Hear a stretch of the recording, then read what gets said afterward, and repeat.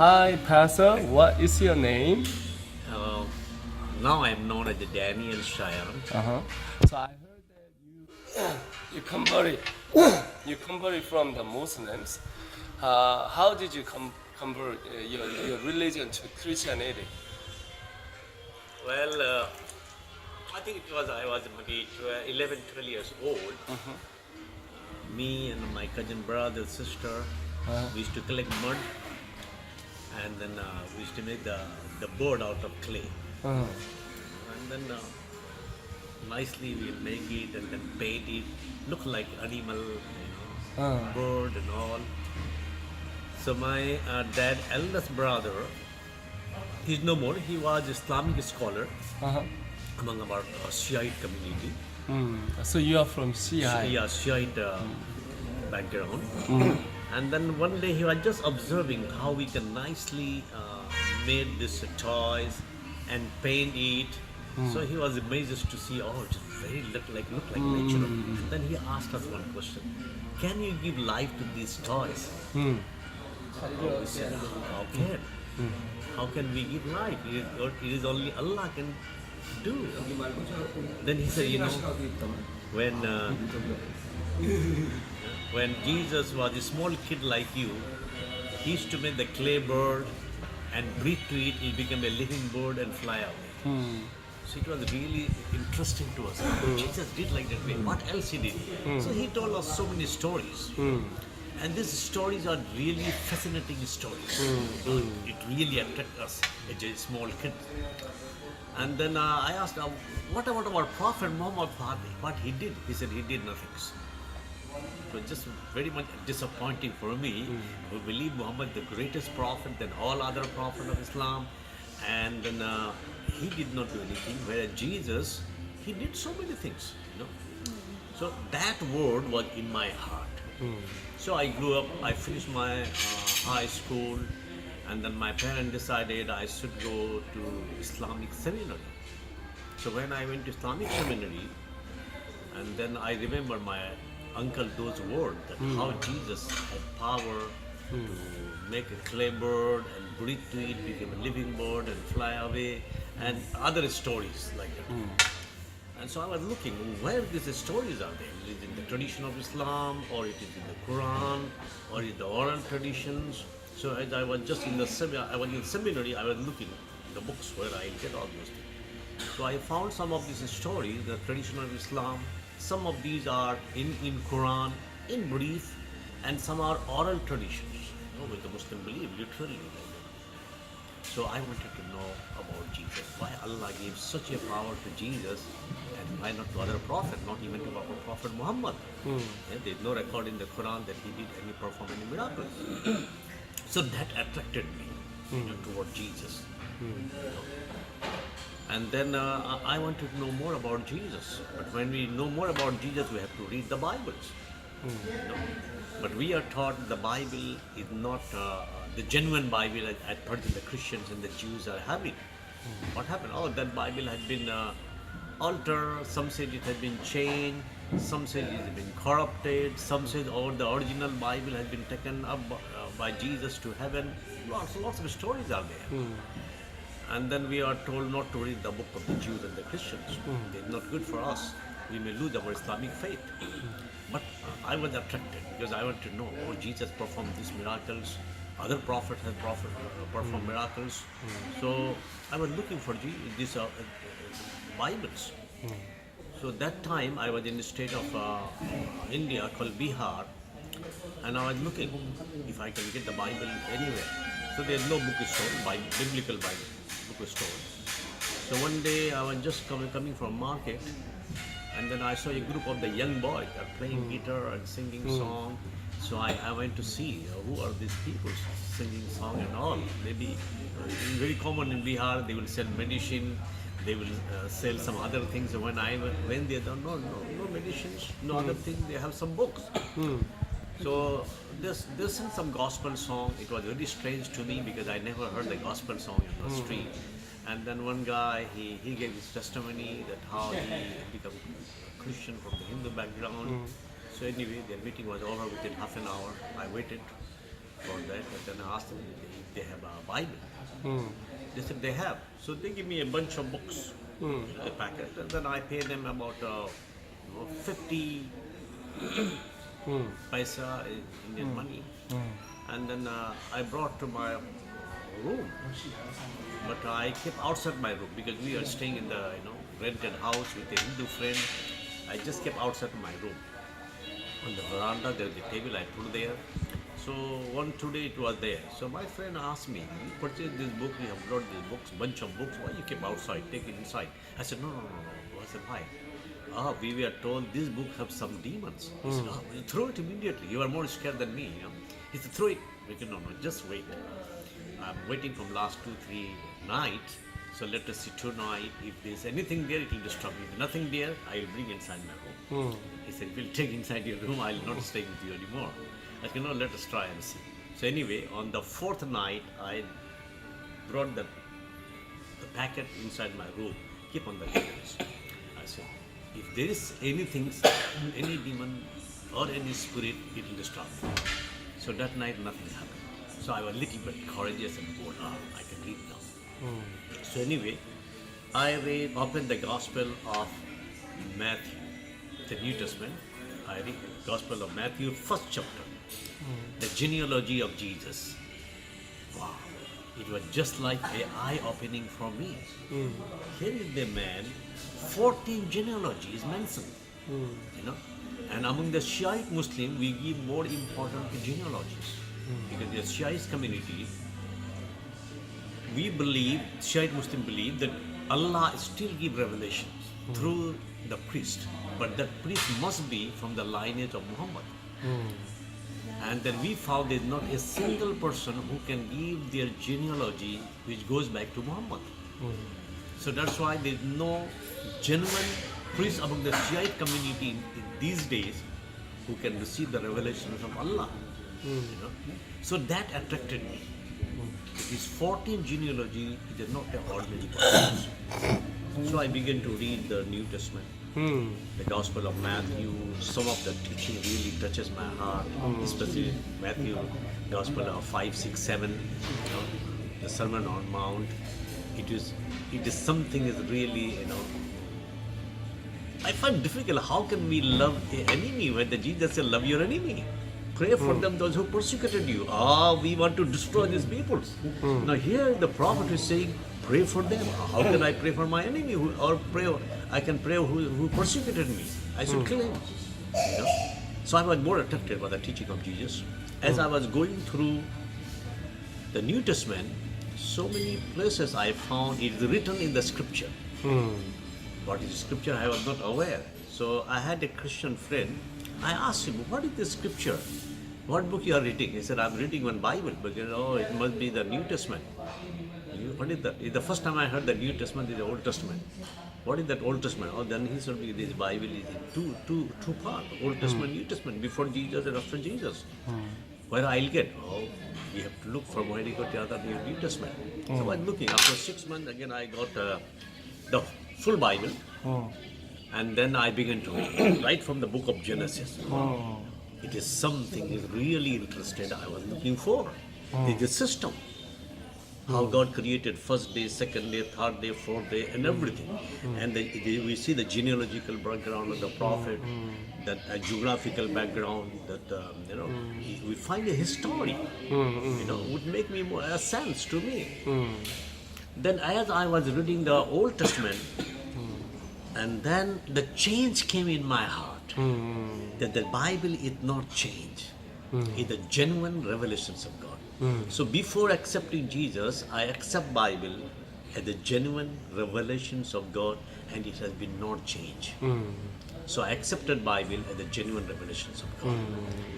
And I wanted to become Christian, but I don't know how to become Christians. So in the Islamic seminary, we were taught that every prophet had their own followers and own disciples, and they had their own creed, statement of faith. So in the seminary we were taught that Jesus also had a creed for his disciple. So that creed goes like that way in Arabic, La ilaha illallah isharu Allah. There is no God but Allah. Jesus is the Spirit. So I began to recite that creed every day, morning and evening, and give up the Islamic creed, give up Islamic prayer. And then reciting morning, evening, every time, and the creed of Jesus according to Islam, and thinking I'm a Christian. But same time, I was just asking question to myself that the Christians are having such creed or not. But I'm repeating because I was taught in the Islamic seminary days. And then the books I purchased, the bunch of books. There was a small thin book was there, and that was in the Urdu language. It's saying, "Sachi Itminan ki talab," in search of real peace. So I said, let me see. And then in the books, the author of that book was one Mr. Khan. And then he was from other state of India. I said, okay, it seems to be this man was a Muslim and then become Christian. I said, good, I must meet this man. He will be able to help me to become Christian. Okay, so it was in 1977. I gave my university exam, and there was a holiday. So I went to meet that Mr. Khan to his home. So when I went there to his home, and then he was not at home, so I met his wife, and they said, okay, he's coming tomorrow morning, so kindly stay overnight here with us and meet him and then go back. I said, okay. So I stayed.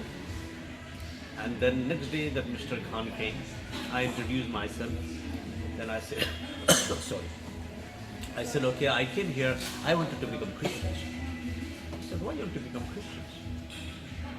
And I said, for the last 2.5 years, I have been reading the Bible and I like it and I believe it. He said, no. Reading the Bible, you like the Bibles. Tomorrow you read the book of Zoroastrians, you have to become Zoroastrian. Other day you read the book of Karl Marx, you have to become communist. And so keep on changing. I was a little bit disappointed. I have come here spending my own money. I wanted to become Christian. I thought maybe he will help me and make me Christian and send me back. But he's asking me question, why you have to become Christian? I said, maybe he may not. I thought maybe he may not be the genuine Muslim convert. Then I asked him to see, you were a Muslim earlier, isn't it? He said, yes. Then why you become Christian? You must have been like it. He said, not the questions of liking, disliking. Only one reason I become Christian. I asked him, what is that? I was a sinner and Jesus came to save the sinners. It is the only reason I became Christian. Then he asked me, are you a sinner? I said, no. Okay. He said, if you're not a sinner, you don't need Jesus. Because the Bible says, you saw some verses in the Bible says, Jesus came for the sinner. So you are not a sinner, so you don't need Jesus. I said, okay, I will go a little study. So before my departure from him, he called me, asked me, okay, I'm happy that you said you are not a sinner, but I have one question. What is it? Well, if you are not a sinner, you must be righteous. And I have no answer. I said, oh, I don't know. So let me go back and read and do research on sin, salvation, righteousness and holiness, all those things. Then he said, see, no one can make you Christian except the Holy Spirit. How? I said, see, you read the Bible. First thing, if you believe, confess, acknowledge that you are a sinner. Confess your sin. Jesus died on the cross for your sin and salvation. Muslim believe the book is good news, and we Christian believe the death of Christ on the cross is good news.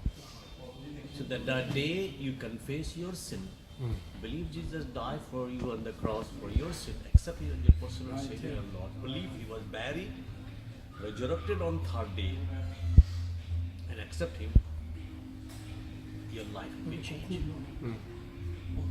The Spirit of God will walk in your life. You'll be a different person. It's not necessary to go to any person. If you have some person, you can go. It will help you to accept Jesus or recite the salvation prayer. I said, okay, let me go back. little bit read. So I went back to my place, and there I was reading from the Quran, reading from Bible, some of the traditional books. But God spoke to me from Psalm 51 verse 5. That was the testimony or confessions of David. And we Muslims believe David was also one of the greatest prophets. So here is the prophet confessing his sin, that he have sinned from his mother's womb. You know. And then when I was looking from the Quran, I saw that Allah have asked Muhammad several times in the Quran to confess his past sin, his present sin, and future sin. And that was the point I broke down. Look to God. God, I was thinking I'm an innocent person because I was taught like that way. But here the prophets are crying for God mercy, God pardon, God forgiveness. Who am I? So I confessed my sin. That was 27 June 1977. I accepted Jesus. Then I feel something strange within myself. I cannot say exactly what is that, but I just experienced some of the changes are there. I want to tell others something, but I do not know what to tell. So then ultimately I decided, let me tell that I am following Jesus. So I began to share with my friend that I am following Jesus. I am no more following Islam, no more going for the Islamic ritual and all. I believe Jesus. So most of my friends, family members, so I'm just making fun. They thought it is a fun. So some of them said, just tell us, it is fun or just you're joking or you're serious. I said, I'm serious. So anyway, the matter was reported to our mosque priest. Then one day he called me and he asked me, I heard something that you are following Jesus, you become Christian. He said, why did you become Christian? What do you think is true or what? Then I said, it is true. It is genuine, it is true. Then he asked me, if it is true, can you assure in the name of God? Can you take your oath? Like a no. I said, Jesus said, your words should be yes, no. So when I said this word, then he said, so I believe. And it became a big issue. My parents, relatives, my own community, Muslim people, they are took very seriously and I had to run out. Almost 13 years I was away from home. Thank God after 13 years, God gave me lots of understanding, maturity in my face. Then by that time I was able to defend my faith and also share my faith. I came to contact with a Christian group. I was baptized, and then God opened door for me to go to the Bible seminary. So after seminary, I came to Nagaland. That was 1985. I came to Nagaland. When I came here in Nagaland, I began to teach in Eastern Bible College here. It's one of the oldest and first college in Dimapur city. I was teaching there. And same time I was called by a church if I can pastor there. They don't have pastor in Hindi language. So with the language I knew, so I was pastoring there. Then I was called another Bible college. So there for a half year I taught. And I saw during this period in Nagaland and different part of India, lots of Muslims are there, but no one witnesses. So I felt that God is calling me to witness among Muslims. So anyway, in 1995 June, I resigned from my teaching job at the Bible College and began to share the gospel with Muslims. So I got 1-2 converts. Then we go place to place, fixing sound system, preachings, teaching, singing, big crowds. Wherever we went there, the big crowd is there. And there are lots of people, they are interested to know more about Jesus, why Jesus is coming back, why he is still alive, why he rule over the world, so on. Some of these topics are very hot for the Muslims to listen. And they want to listen. So when I go and share with them, they are happy. Someone from the Muslim background, this man was a Muslim, now following Christ, he have enough reason to follow Christ. And then, that way I was continuing. But anyway, after one of my ministry, after a year of my ministry, one of my evangelists was killed by the Muslims. That was a little bit setback for me, and then anything may happen. But anyway, I began to ask God, you have called me for the ministry to Muslims. Now, the incidents had happened here. A man was killed. I never expect this thing will happen. But anyway, if you have really called me, show me some sign. I want some confirmation. Soon after several months, that incident happened in June, and then following year in the month of February, a group of the Muslim came to my place, where I was staying. And then one of our boy came and then asked, a group of the Muslim has come in search of you. A little bit scared, what happened? So I went and asked them, who are you? They said, okay, we are the relative of your evangelist who was killed last year. I was more scared. Maybe these people would ask some money from me because that man was killed. He was working with me. He was a new Muslim convert. Then he said, okay, you and our brother Hussein, his name was, he was killed last year. You did very all good things. He taught good thing, preaching the good thing. He shared good, but our Muslim people killed him. So Islam is not a good religion, and then we wanted to know something about Christianity. We want to believe. Can you share with us? I said, okay. I asked them which village they are staying, so they told a particular village name here in Nagaland. And then I went there and I met the village chief, the chief of the Christian man, that he called all the Muslims in that village. And then we had like Keep going. We will soon start. 8 days we had the Bible study time. After 8 days, and then 32 of them they accepted. The man, evangelist, was killed, his relative, and we baptized there. 32 of them. That was the flow of our ministry. Now at present, we work in 17 different states in India, and if God's willing, they continue growing. We are places, so we need your prayers. And then when prayers, people pray, believers pray, things move. That is our experience in my life. Thank you so much. Amen. Thank you so much. Thank you so much.